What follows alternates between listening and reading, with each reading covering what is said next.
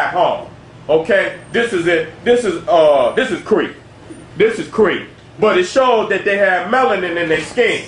Okay, it shows that they ain't no cracker gonna get that dark, cause skin cancer gonna kill his ass before he get that dark. Okay, if he get that dark, you better believe he gonna. It'll be a year from now. His ass will be up at the clinic. You understand? Getting patches of skin carved off of his ass with that melanoma on it. Okay? So, you know, the doctor had already told them that skin, you know, that sun tanning is death for the white man. The doctors tell them that. But they continue to, because they know that it's only through the coloration that they have any type of semblance of humanity.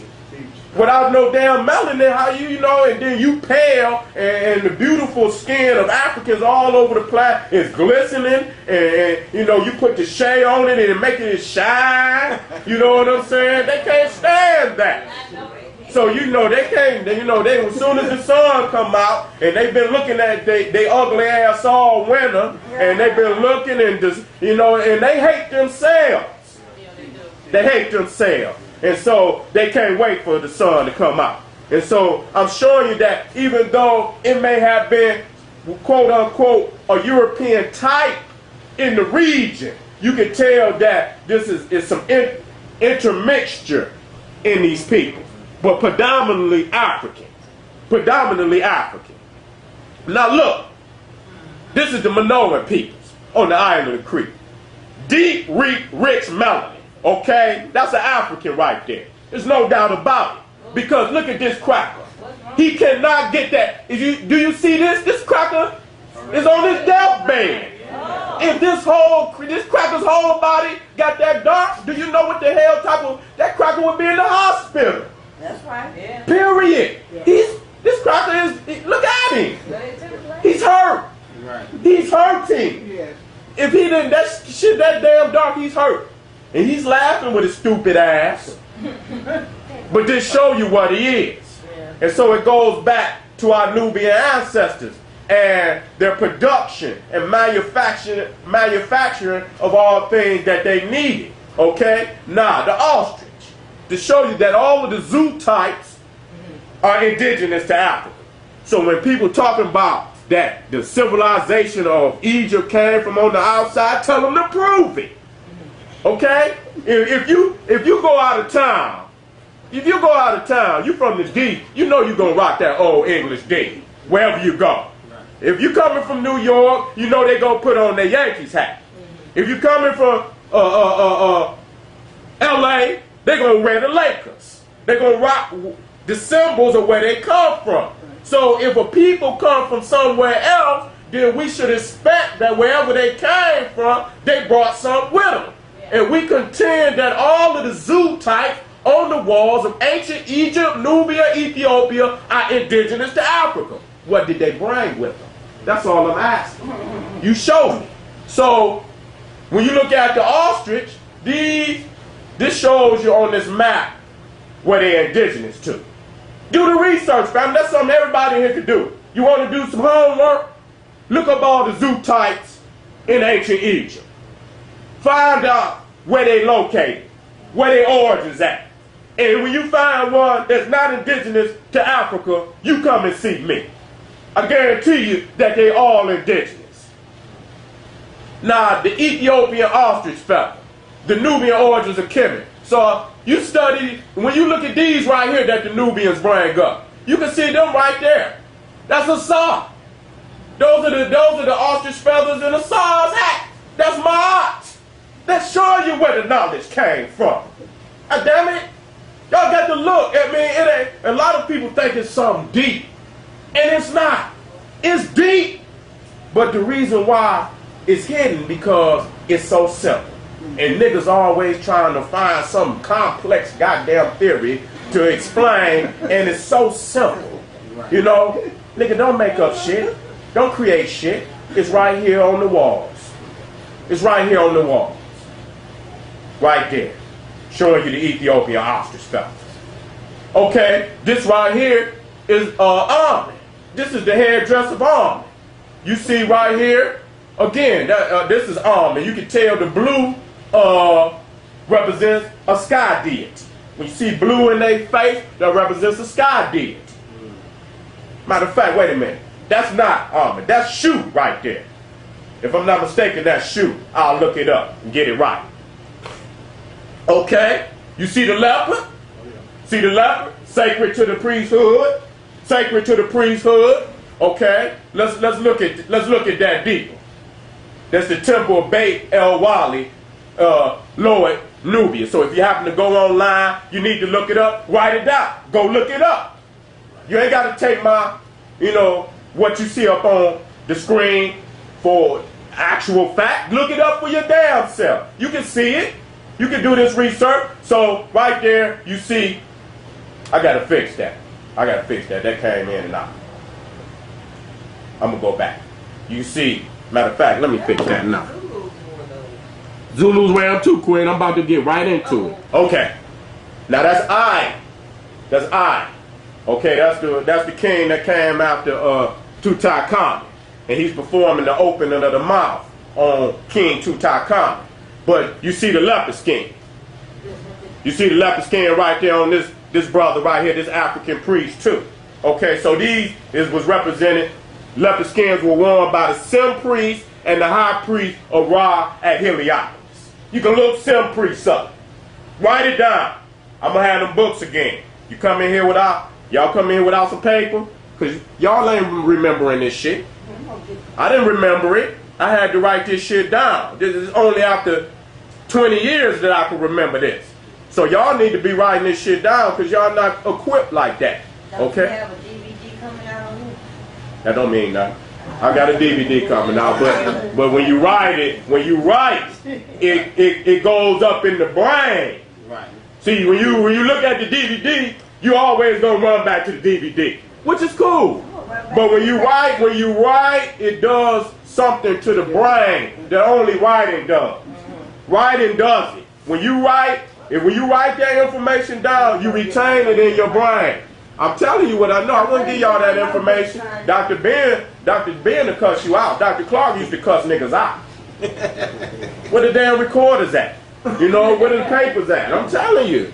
I had to get on myself because I'm going to tell you that's what made me a better lecturer, a better teacher, was the writing part. You had too much to say and I can't write that fast. All right then. Well, I'm going to slow it up. Fast or slow, it don't make no difference. I'm going to give it to you. Guarantee you. But anyway, we'll keep it moving. I'll make sure y'all get it again. We're going to go over this again and again. I just want y'all, get y'all some note cards. Get you some note cards and write the information down. You can just take a note card and just put Sim Priest.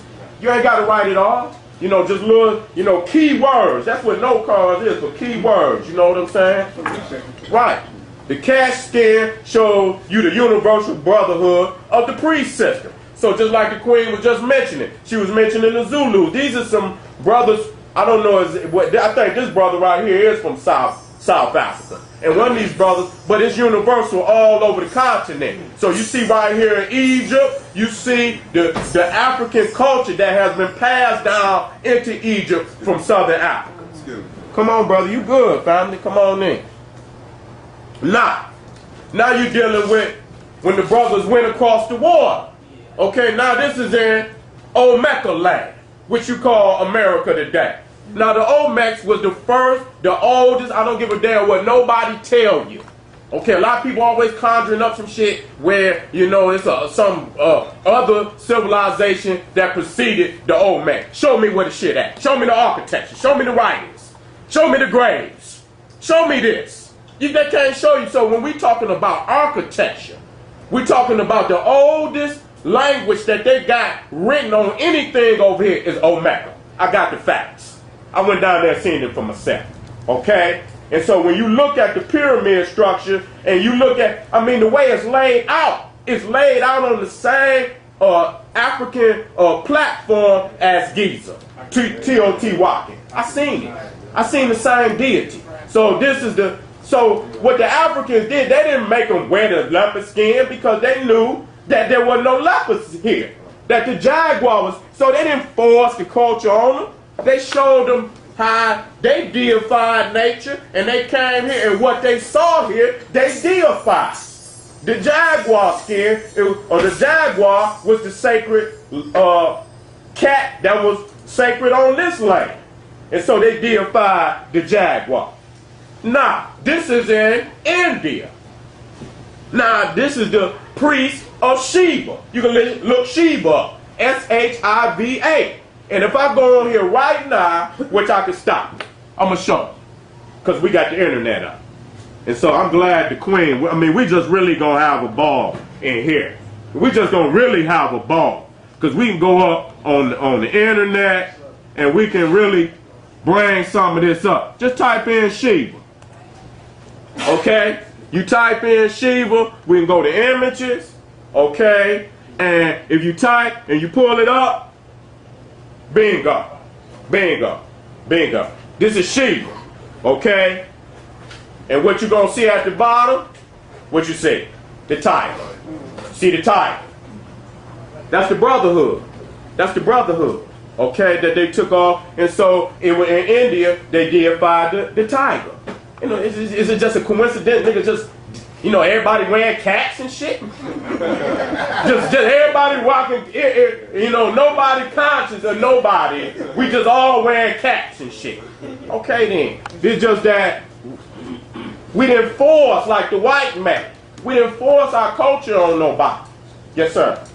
So, I guess the reason why the Europeans don't show that connection with the leopard is because that proves that their culture came from the south.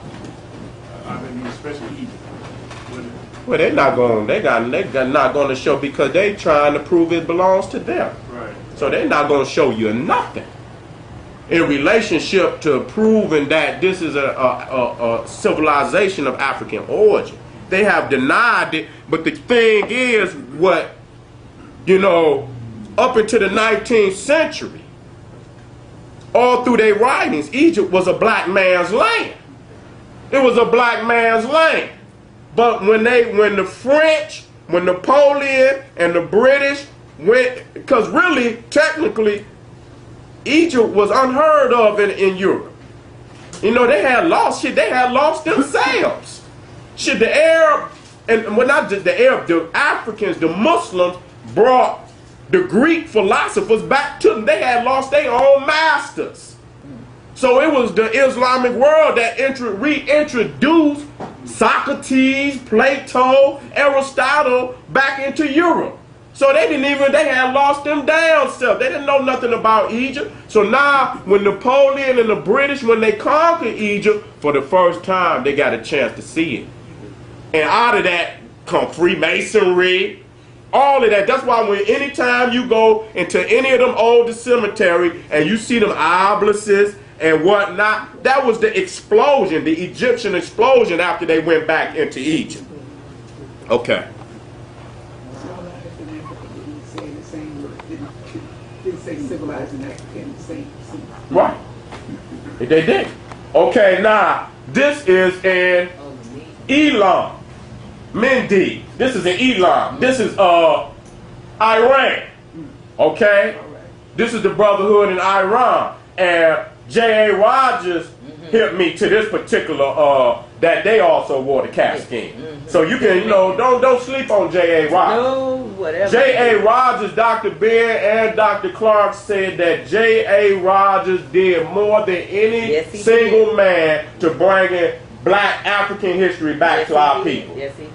J.A. Rogers, and I see you got, you know, words have different meanings, but when I use the word beast, y'all know what it means. J.A. Rogers is a beast.